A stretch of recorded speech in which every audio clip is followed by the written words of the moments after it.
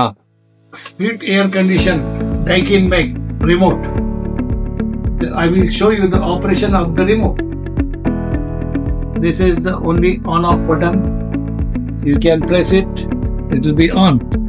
After that, there is a power display.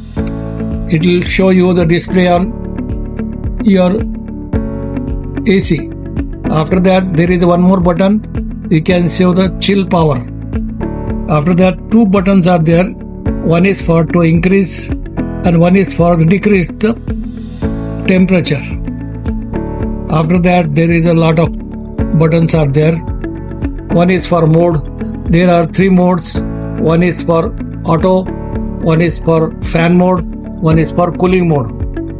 Then there is a fan button. So you can go for to making a fan increase step by step. Another button is there to swing the operation. There is a two buttons out there. One is a left to right, one is a left and up and down. There is one more button that you can select good sleep. It is on and then off. One more button is there is to set the timer. You keep it on and then select the time, whatever time you want.